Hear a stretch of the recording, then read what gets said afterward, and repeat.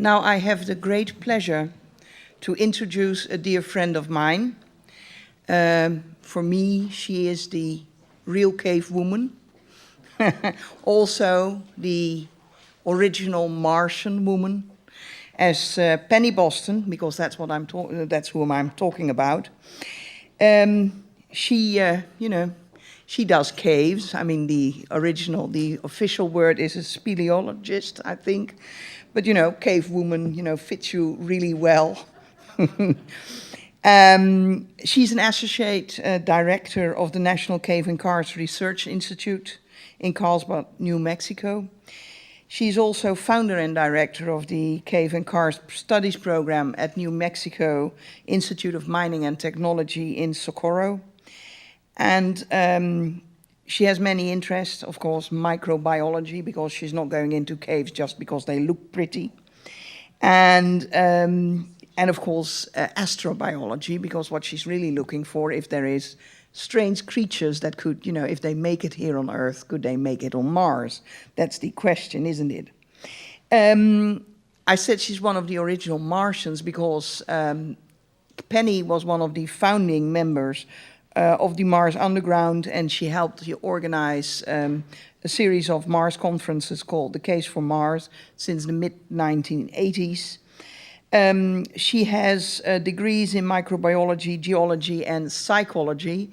And I always think that's kind of, okay. I've done expedition with Penny, and I have dear memories on that expedition, even if it wasn't a complete success, as we both know. I mean, we nearly burned the hab down and other small problems.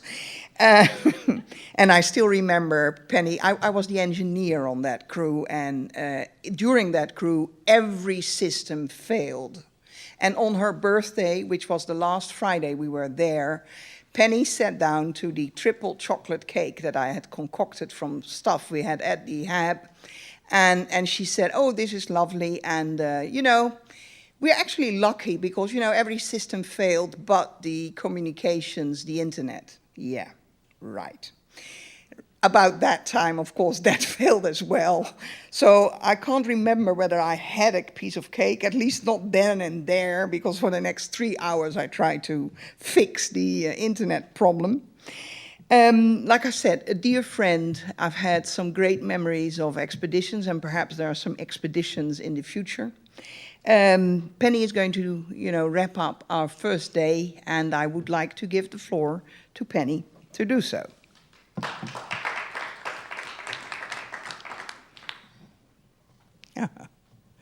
Penny, you don't want to stay put. No, I got too many damn titles and they don't fit on the podium. Yeah, that's probably it. Yeah. So my dear friend Artemis and my dear friend Chris gave me an impossible job, right?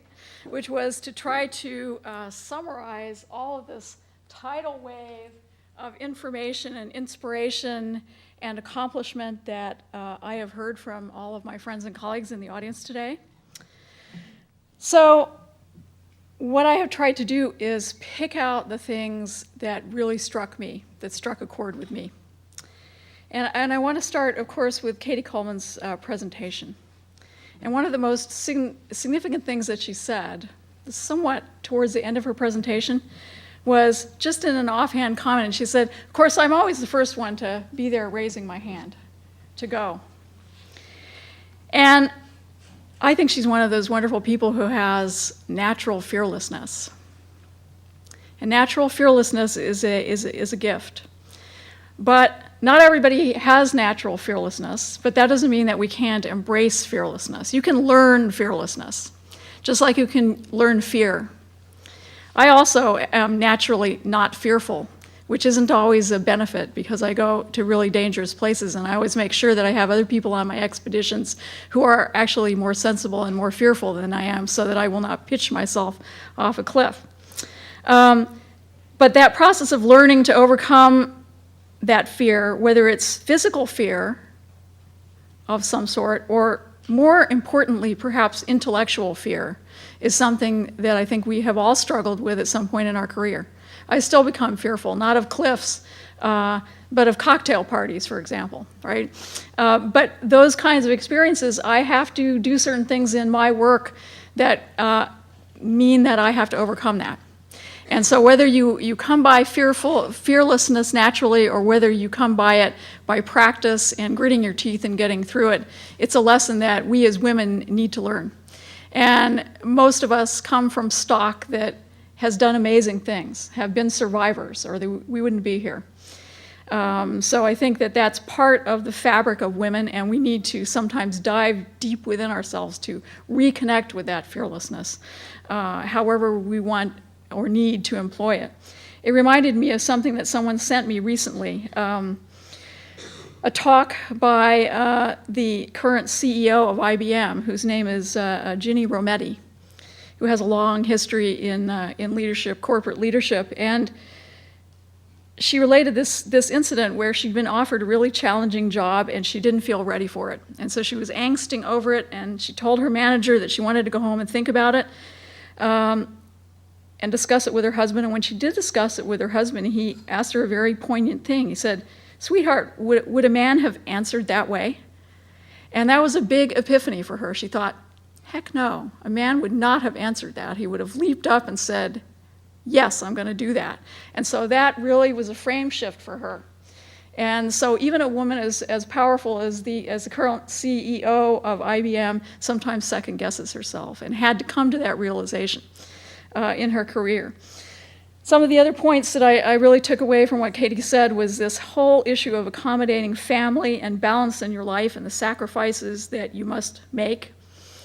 And ask the question, why aren't men who are astronauts being asked those same questions, right? So there's still an attitudinal shift that needs to go on in the way that we view ourselves, as a matter of fact, right? A lot of these questions are not imposed by our male colleagues and family members. They're questions that we have about ourselves.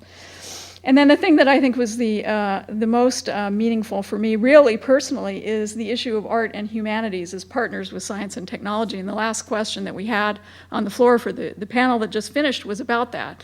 I'm an artist in a number of different ways. I'm a lifelong dancer. My mother was a ballerina.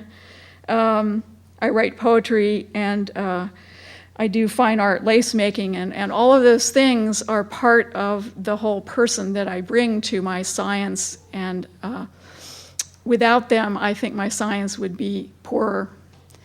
And the science that I do, I use to inform the art.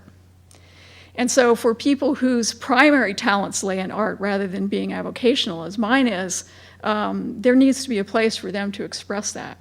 And the idea of Mars as a teachable platform for advancing all of human causes and human interests really must incorporate that art and humanities. In the STEM panel, there were so many ideas that were floated. It was really hard to keep on top of them, especially since I was sitting in the panel, but I tried to do my best. Role models, but not these static role models, right? You don't just look at a celebrity and go, oh, gee, I want to be like celebrity X, right? These are role models that are interactive. Role models don't have to be other scientists and engineers. They can be other people in your lives. We talked about the role of dads and how wonderful they are, but if you don't have a dad, there are wonderful male mentors out there, and hopefully an increasing number of female mentors. And what I have discovered in my life is that even though all of my formal mentors were men, they all had daughters.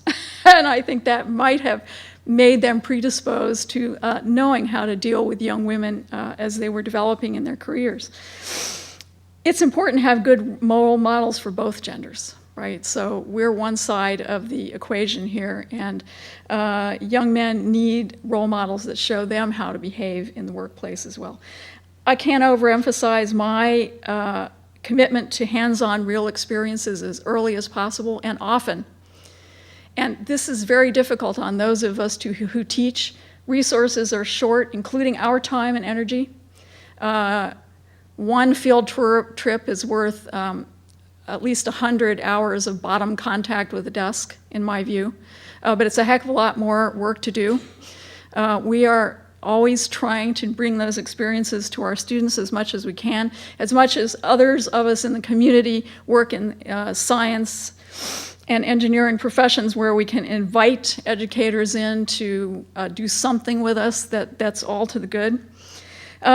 Clearly, from a number of the teachers that we heard from both today in the audience with questions and chatting with people out in the foyer, we all know that teachers at all levels need help, as much help as we can give them. One of the questions that sort of has been lurking around is, and has been in my mind for a very long time, is there some magic number of women in the workplace where if you achieve that certain proportion of women in the workplace, a lot of these problems go away. And I don't know the answer to that, and I have not come across any research that speaks to that. Whether it's out there in the sociological literature, I do not know. But this is something that's really important.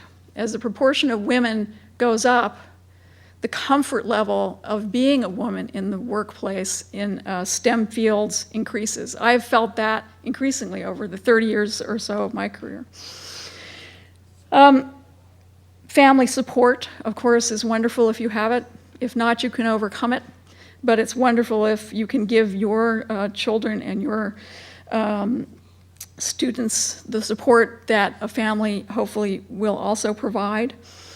One of the things that is a theme that's run through much of our discussion, both formally and informally, is the tendency to over-perfectionism.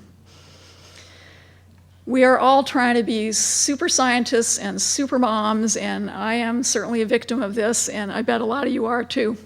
And it's just not realistic. It probably feeds into a widespread perception of a lack of confidence. And there have been two studies that have just been published in the last couple of weeks that look at the lack of confidence even in highly accomplished young engineers of the female persuasion.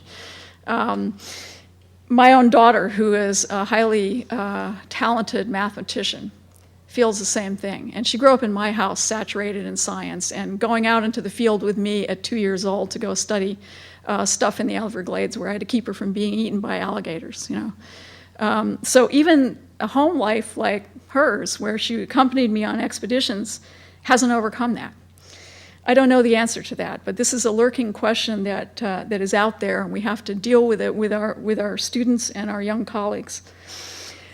One of the last points in the STEM panel that I thought was really important was the issue of learning styles and the broadly applicable nature excuse me, of trying to fit the learning styles to a multiplicity of talents out there. Somebody like me obviously was built for this nominal learning style that our schools present. And I have done very well doing that. But in my dealing with other people, with students, particularly K-12 students and their teachers, I've had my eyes open to other ways of doing things. So I've even tried kinesthetic reproductions of the solar system where everybody got to be a planet or a body. Okay, I would never have thought of that. It was a second grade teacher that pointed out to me that this was a good thing. I now use it with my graduate level astrobiology class. The Getting to Mars panel was a plethora of amazing ideas for how we're going to do it. And I don't have a lot to comment on about the technical details. I'm fascinated by all of it. But what really interested me was the various pathways that our panel members took to get where they were. And starting off in accounting seems to be a really good way to go. Thank you. Since several of our panel members started off in that and then went off into engineering fields and space. I also learned how cryotolerant lizards are. I never have tried that experiment, but I'm going to go do that at home now. I do it regularly with microorganisms, but I figured, you know, lizards, too complicated, too many cells, but now I know.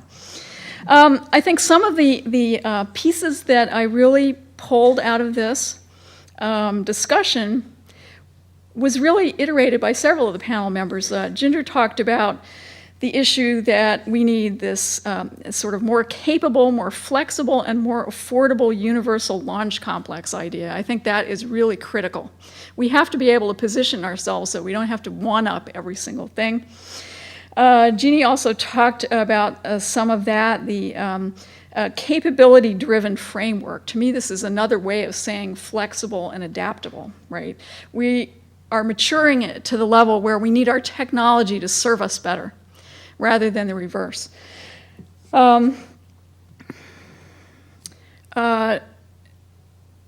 Joy talked about these multiple uses for the ISS, the fact that, of course, we can use it as a platform for all these other things, but that it is a platform for future exploration. And I think that's a very exciting idea, even to the extent of using it as an analog with the iStar idea, or as a base camp for staging missions to elsewhere.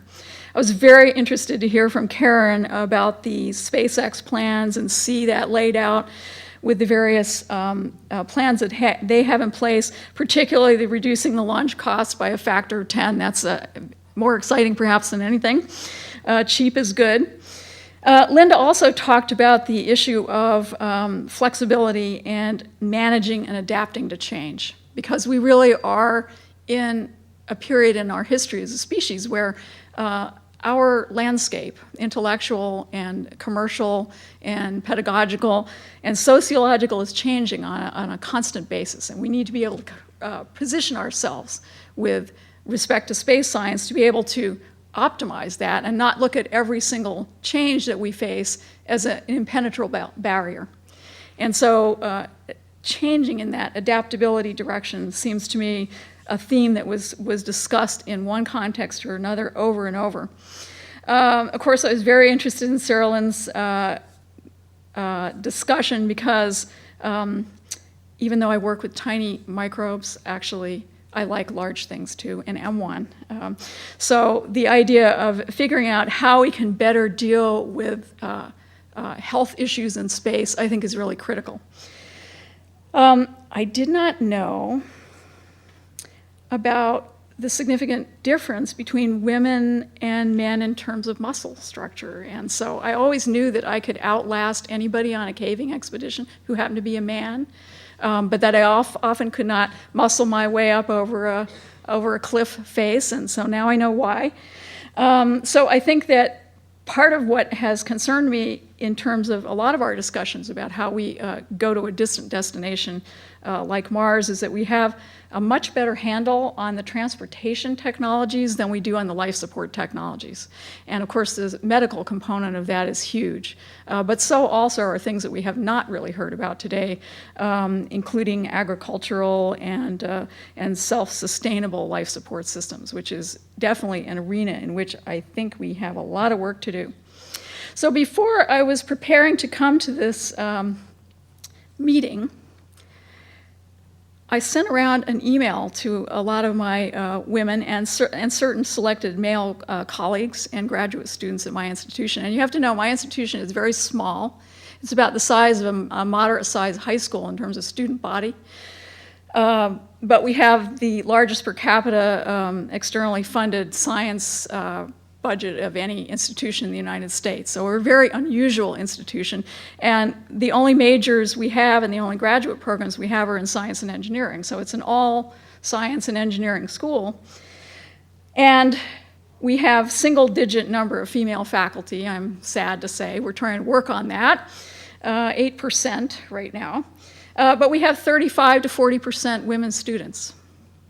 And so the gender issue has really sort of roared into town finally at my institution, and we're trying to figure out what to do. So I sent out a question to my colleagues, and the question was, I'm going to this Women in Mars conference, and I'm looking for, ideas about what topics are really the most important. And what I got back was a giant earful, okay? But most of them had to do with the proportional loss of women at every career point. So we have a very large number of women now entering the collegiate world at the undergraduate level. And every step up the ladder, the losses in the women population are greater, by far, by far. And what is causing this? We're struggling with this, and obviously we need to struggle with that, particularly in aerospace, because that has a number of disciplines that are heavily male-dominated to begin with. So a great deal of the answers that I got boiled down to pinning it on a lack of confidence. And this is from women who you would think would be very confident. I have wonderful and highly accomplished colleagues and great graduate students. And yet they feel what many of us have felt, all of the things that we have discussed today. And a lot of it boils down to family burdens. And a lot of it boils down to spousal issues or partner issues. So I think somebody today, and I forget who it was, talked about the fact that 70%, I think it was Susan, talked about the fact that there were 70% of planetary scientists who are women who are married or partnered with someone who is in a similar technical field. Whereas in the opposite direction, it's only 30% of men who have this two-body problem. This is a major factor, trying to work with that. So that's a number that I think is probably very broadly spread, not just through planetary science, but through a lot of the science and engineering fields. I want to read you a couple of responses that I thought were fairly amusing. So for one of the graduate students who actually is working in caves, she's a world-class cave diver. She has an undergraduate degree in physics and a master's degree in astrophysics, and she came to me to change fields and go into cave science for her PhD. And she's also a markswoman. She shoots. And she said, I noticed in my 20s something really interesting about men and women. When shooting guns at the range frequently, the people next to you will let you shoot their new or different or exciting gun. The men I was with would, which was most of everybody, would look at the gun and figure out how it worked, and they would take their time and be unashamed about it, and if they couldn't find the safety or had a question, they would just ask. When I was put in a situation of holding a new or cool gun, I'd feel nothing but panic, thinking, I don't know how this works. Everyone is staring at me. What if I look stupid? I've taken too long. I already look stupid. I'll just hand it back. Right? Realizing that men must have a completely different thought process, I decided I really needed to just calm down and focus on figuring out how things work and asking questions rather than be caught up in how I didn't know how and looked stupid. Another student, who's actually an astrophysics student over at the National Radio Astronomical Observatory, which is on my campus. One of the best pieces of advice I was given about graduate school. In my first year, a postdoc at NRIO told me that a study showed that if you asked a woman how she was doing in grad school, if she got B's, she'd express worry that she was at the bottom, because after all, a B is only one step away from a C, which is failing. When they asked men who had B's, they expressed the idea that they were fine, they were passing everything. So the worry or anxiety is, I think, a big part in the confidence issues with women. And I think it's true. We do tend to beat up on ourselves, and this is back to the perfectionism issue again. When I was TAing for Dr. X's instrumentation field methods class, I observed that men would figure out how an instrument worked and then go experiment with it. But the women would hang in the back and not even try. Even though I'm a female TA, they were still inhibited. I assumed they were feeling the same panic and stupidity that I have felt in the same situation. Okay? Here's what I think the key is. Obviously, men in our society and almost all other societies have more experience doing things. This gets back to my idea of how we need stuff for people to get their hands on. When I analyze my trepidation, it has to do with breaking something or looking foolish. Somehow men know, I don't know, by intuition or experience, how to mess with things without worrying about breaking them. Ha ha ha, maybe they don't care. So that's just a taste of what I got. Okay, I sent this out to probably about 50 colleagues and students. I got about 45 replies. I think that's way better than most formal surveys ever do. So I'm hitting the hot button issue by even asking this question in my institution. So to wrap up, I just want to throw out a few big questions that seem to me the big ones, and a couple issues that I didn't hear that I think would be interesting to explore, either in the few minutes we have left this afternoon or tomorrow, because there are other activities tomorrow. The big one, of course, is why do we have attrition increasingly all along the career pipeline? What happens to women? What can we do to fix that? So that increasingly as time goes on, we have more and more women in professional fields, including all of the aerospace and planetary and astrobiological fields that lead to space. Can commitment to a specific lifelong goal like Mars or space exploration contribute to bomb-proofing women against this loss? That worked for me. I'm a Mars nut. I'm a space nut. I'm an astrobiology nut. And when things have gotten really rotten in my life, like they often do, I guess that kept me going. And I think that is a more passionate and more focused devotion than simply going, oh yes, I'm a physician or I'm a scientist, right? This is a goal. It's a cohesive, unitary goal that has always been in the back of my mind and sometimes in the front of my mind, no matter how lousy things got, no matter how much elder care I had to do or how difficult it was to, cope with being a mom or, job pressures. I have to say that, there have been really nasty times in trying to get funding for any of the stuff that matters to me over 30 years. And, there are times when you just think, oh, crap, I just want to go be a plumber or something, But it's this goal that has worked for me. And I think that maybe one of the functions that a goal like Mars exploration can actually provide is this cohesive goal that is always there. It's always in the distance. You're ultimately working towards that. What is the source of the widespread lack of confidence that I've discussed? Is there a magic proportion of women in a workplace where we will see less attrition? I have one little anecdote to give about that made a big difference in my life. And I was still an undergraduate at the time. It was 1979, and I went to the, I think it was the second International Mars Colloquium at Caltech.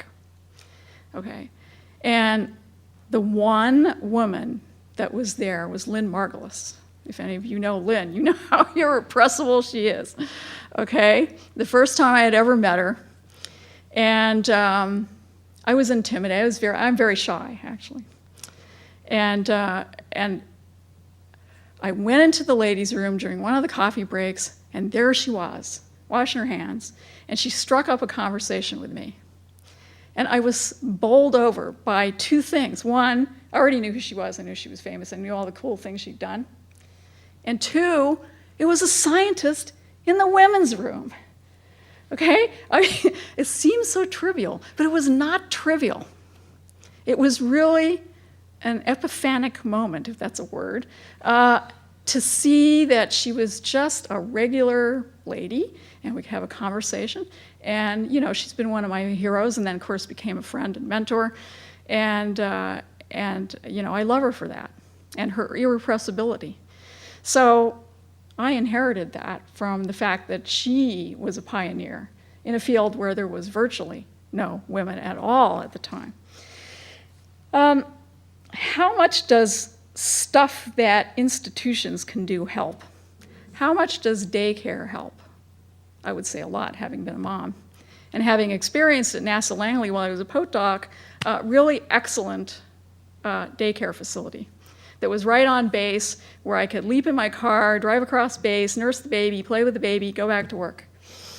That probably kept what little sanity I still retained at the time. So I know the importance of that. And then does brain gender contribute to working groups? I think this is a fascinating question that we heard of from Sarah Lynn. I think this is really important. And the dynamics of groups that contain women are very different. And I do a lot of expeditionary work, a week underground, not easy.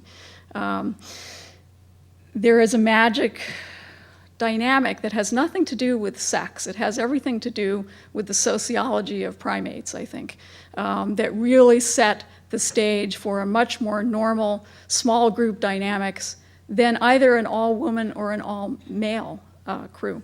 So I think there's something magic in that mix. The two issues that I think I really find interesting, but have not yet heard at this conference, are how much of a role does networking play in your success? And I really wanted to ask the last panel that, but we ran out of time. For me, networking has been really important. And so that's obviously one of the values of a meeting like this. But networking with my women colleagues has really been a tremendous amount of support for me in my career. And fortunately, over the 30 years, there have been more of them that I have come to know. And that has not arisen as a topic yet. And then the other issue of human life support factors. In terms of actually achieving our goal of eventually sending humans to Mars to explore the planet, I think that that is an arena in which we are woefully undercompetenced. And so with that, I think I will end. And if there's time, if anyone wants to take up any of the themes that I brought up, I'd be happy to try to field them, or we can have a discussion amongst the audience members. Thank you.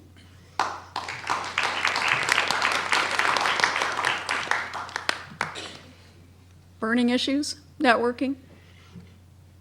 Well, we could do that over drinks. Okay, that's right. We're 8 minutes away from cocktails. Great, thanks.